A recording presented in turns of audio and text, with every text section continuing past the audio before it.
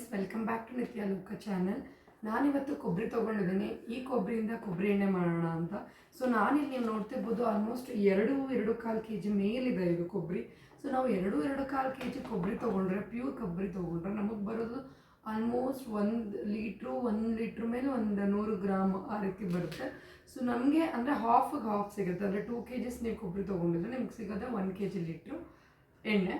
So ನಾನಿಲ್ಲಿ almost 2.5 ಮೇಲಿದೆ. So ನನಗೆ ಅಟ್ಲೀಸ್ಟ್ 1 kg 150 ಗ್ರಾಮ್ ಅಂತೂ ಬಂದೇ ಬರುತ್ತೆ. ಸೊ ಅದಾದಮೇಲೆ ನೀವು ನೋಡ್ತಿರ್ಬೋದು, ನಾನು ಕೊಬ್ಬರಿನೂ ಅಷ್ಟೇ ತುಂಬ ಪ್ಯೂರಾಗಿರೋ ಕೊಬ್ಬರಿ ತೊಗೊಂಡಿದ್ದೀನಿ. ನನಗೆ ಒಬ್ಬೊಬ್ಬರು ಮಿಕ್ಸ್ ಮಾಡ್ತಾರೆ ಚೆನ್ನಾಗಿರೋ ಕೊಬ್ಬರಿ ಮತ್ತು ಚೆನ್ನಾಗಿಲ್ದಿರೋ ಕೊಬ್ಬರಿ, ಬಟ್ ಅದಷ್ಟು ಒಳ್ಳೇದಲ್ಲ. ಸೊ ನಾವು ಹೇರ್ಸಿಗೆ ಅಪ್ಲೈ ಮಾಡೋದ್ರಿಂದ ನಾವು ಪ್ಯೂರಾಗಿರೋ ಕೊಬ್ಬರಿ ತೊಗೊಂಡ್ರೆ ಒಳ್ಳೇದು ಅನಿಸುತ್ತೆ. ಸೊ ನೀವಿಲ್ಲಿ ನೋಡ್ತಿರ್ಬೋದು, ನಾನು ಈ ಕೊಬ್ಬರಿ ತೊಗೊಂಡಿದ್ದೀನಿ. ಸೊ ಇದನ್ನು ನಾವು ಎಣ್ಣೆ ಮಾಡಿಸೋದು ಹೇಗೆ ಅಂತ ನೋಡೋಣ ಬನ್ನಿ. ಸೊ ಗಾಣಕ್ಕೆ ಹೋಗಿ ಎಣ್ಣೆ ಮಾಡಿಸೋಣ.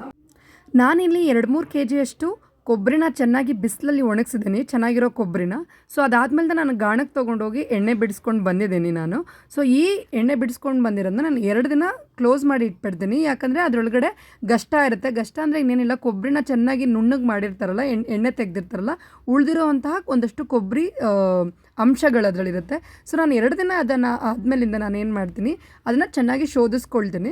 ಸೊ ಶೋಧಿಸ್ಕೊಂಡ್ಮೇಲೆ ನಮಗೆ ಶುದ್ಧವಾದಂತಹ ಕೊಬ್ಬರಿ ಎಣ್ಣೆ ಸಿಗುತ್ತೆ. ಈ ಕೊಬ್ಬರಿ ಎಣ್ಣೆನ ನಾವು ಅಡುಗೆಗೂ ಸಹ ಉಪಯೋಗಿಸ್ಬೋದು. ಅದೇ ರೀತಿ ನಾವು ತಲೆ ಕೂದಲಿಗೂ ಅಪ್ಲೈ ಮಾಡ್ಬೋದು. ಸೊ ಈ ವಿಡಿಯೋ ಇಷ್ಟ ಆಗಿದ್ರೆ ಲೈಕ್ ಮಾಡಿ, ಶೇರ್ ಮಾಡಿ, ಸಬ್ಸ್ಕ್ರೈಬ್ ಮಾಡಿ ಫ್ರೆಂಡ್ಸ್.